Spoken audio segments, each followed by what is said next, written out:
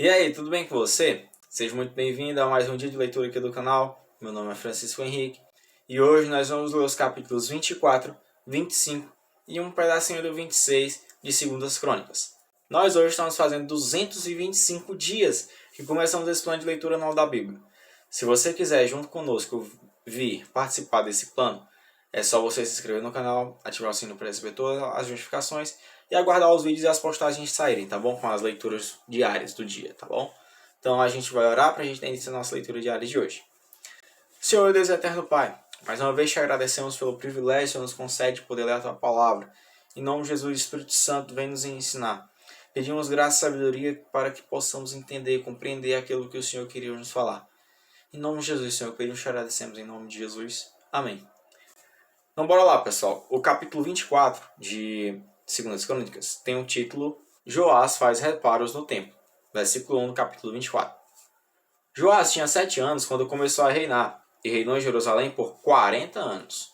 Sua mãe se chamava Zíbia e era de Berseba. Joás fez o que era certo aos olhos do Senhor, enquanto o sacerdote Joiada estava vivo. Joiada escolheu 2 esposas para Joás, e ele teve filhos e filhas. Algum tempo depois, Joás resolveu fazer reparos no templo do Senhor. Reuniu os sacerdotes e os levitas e lhes deu as seguintes instruções: vão a todas as cidades de Judá e recolham um imposto anual para fazer os reparos no templo do Senhor. Façam isso logo. Os levitas, porém, não se apressaram. Então o rei mandou chamar o sumo sacerdote Joiada e lhe perguntou: por que você não exigiu que os levitas saíssem e recolhessem os impostos que as cidades de Judá e a cidade de Jerusalém devem pagar para o templo? Moisés, servo do Senhor, estabeleceu que a comunidade de Israel pagasse esse imposto para a manutenção do tabernáculo da aliança.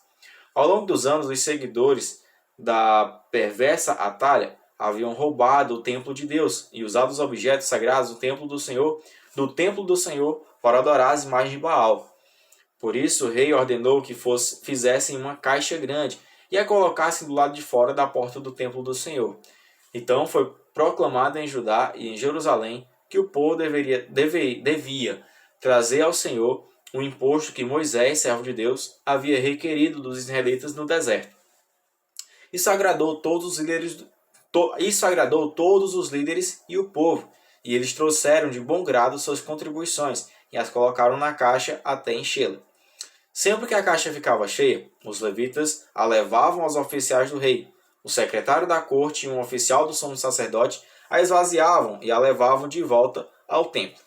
Assim faziam diariamente e se reuniram muitos recursos. O rei e Joiada entregavam o valor aos supervisores da construção, que contratavam pedreiros, carpinteiros e artífices que trabalhavam com ferro e bronze para reformar o templo do Senhor. Os homens encarregados da reforma trabalhavam com dedicação, e a obra foi progredindo. Restauraram o templo de Deus de acordo com o modelo original e o reforçaram. Quando todos os reparos foram concluídos, trouxeram ao rei e à joiada os recursos que sobraram. O valor foi usado para fazer diversos objetos para o templo do Senhor, utensílios para o serviço e para os holocaustos, além de vasilhas e outros objetos de ouro e de prata. Enquanto o sacerdote Joiada viveu, os holocaustos eram oferecidos continuamente no templo do Senhor. Joiada viveu muitos anos e morreu em idade avançada, com 130 anos de idade. Foi sepultado entre os reis na cidade de Davi, pois havia feito o bem em Israel para o Deus e seu templo. Pronto, meus irmãos, agora a gente vai para o versículo 17, que tem o título As reformas de Joiada são desfeitas. Versículo 17 do capítulo 24. Depois da morte de Joiada, os líderes de Judá vieram ao rei Joás e se curvaram diante dele, e ele ouviu seus conselhos.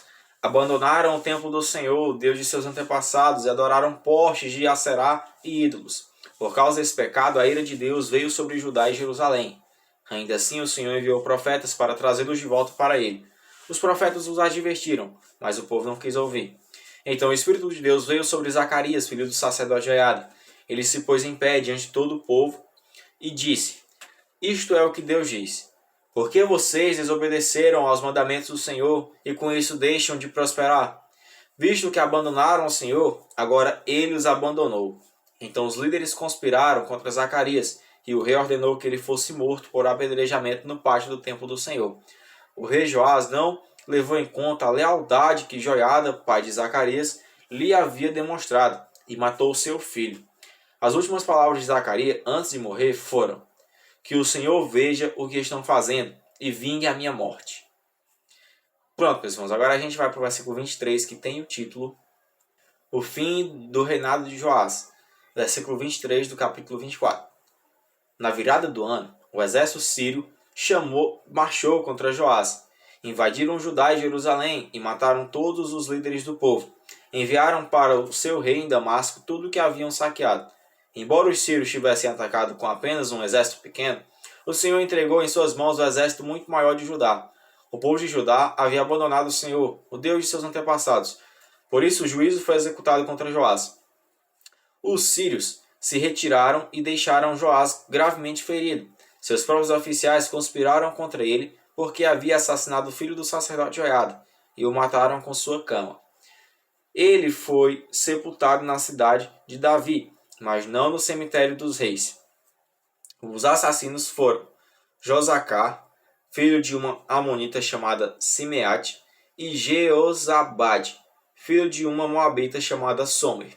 O relato entre os filhos de Joás, as muitas profecias a respeito dele e o registro da reforma do templo do Deus estão registrados no comentário sobre o livro dos reis. Seu filho Amazias foi seu sucessor. Amém, meus irmãos. No versículo 27 nós terminamos o capítulo 24. Agora a gente vai para o capítulo 25, que tem o título Amazias reina em Judá. Versículo 1 do capítulo 25. Amazias tinha 25 anos quando começou a reinar, e reinou em Jerusalém por 29 anos. Sua mãe se chamava Jeodã, e era de Jerusalém. Amazias fez o que era certo aos olhos do Senhor, mas não de todo o coração. Quando Amazias se firmou no poder, executou os oficiais que haviam assassinado seu pai. Contudo, não matou os filhos dos assassinos, em obediência ao mandamento do Senhor, registrado por Moisés, no livro da lei. Os pais não serão executados por causa do pecado dos filhos, nem os filhos por causa do pecado dos pais. Aqueles que merecem morrer deverão ser executados por causa de seus próprios crimes. Amazias organizou o exército e nomeou generais e capitães para todo o Judá e para Benjamim. Fez um censo e constatou que tinha um exército de 300.000 soldados de elite, com mais de 20 anos, todos treinados no uso da espada e do escudo. Também pagou 3.500 quilos de prata para contratar 100.000 guerreiros experientes de Israel. Então o homem de Deus foi até ele e lhe disse: Ó rei, não contrate soldados de Israel, pois o Senhor não está com Israel. Ele não ajudará o povo de Efraim. Se deixar que acompanhem seus soldados na batalha, mesmo que lutem com coragem, serão derrotados pelo inimigo. Deus o derrubará, pois ele tem poder para ajudá-lo ou fazê-lo tropeçar. Amazias perguntou ao homem de Deus: E quanto à prata que paguei para contratar o exército de Israel?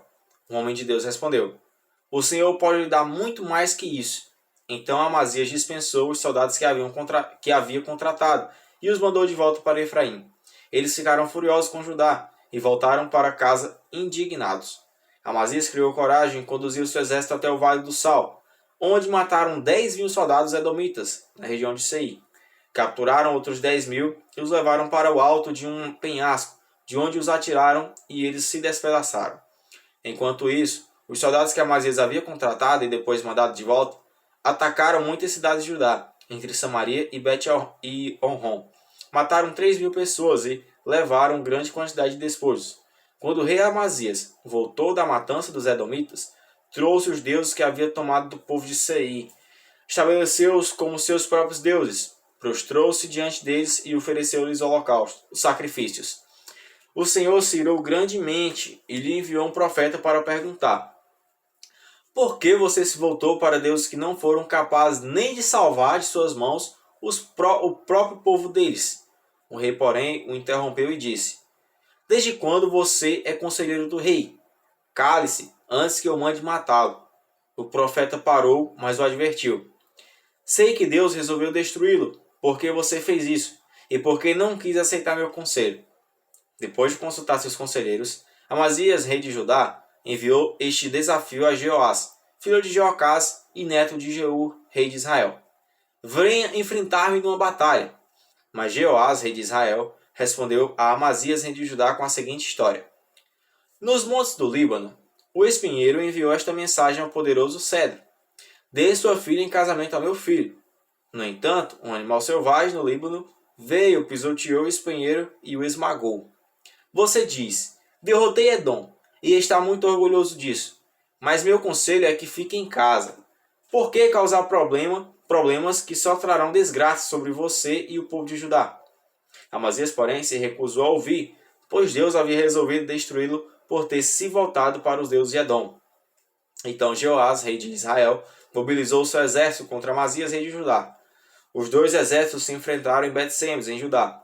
O exército de Judá foi derrotado pelo exército de Israel, e os soldados fugiram para casa.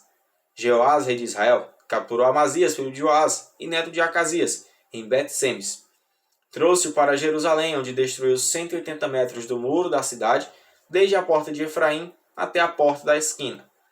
Levou embora todo o ouro, toda a prata e todos os utensílios do templo de Deus, guardados por Obed-Edom. Também levou os tesouros do palácio real e fez reféns. Depois voltou para Samaria. Amazias, filho de Joás, rei de Judá, viveu ainda mais 15 anos, depois da morte de Jeoás, filho de Jeocás, rei de Israel.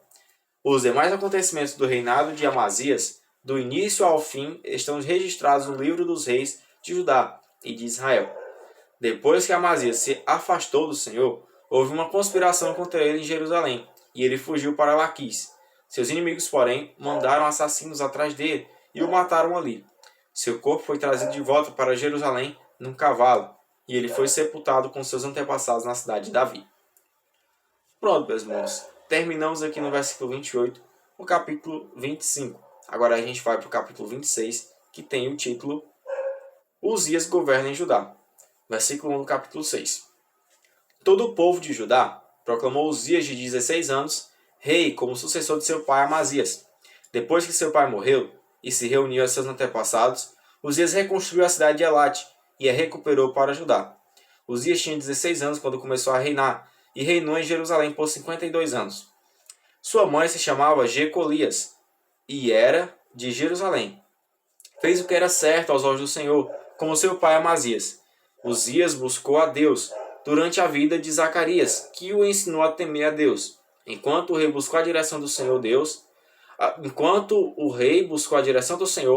Deus lhe deu êxito.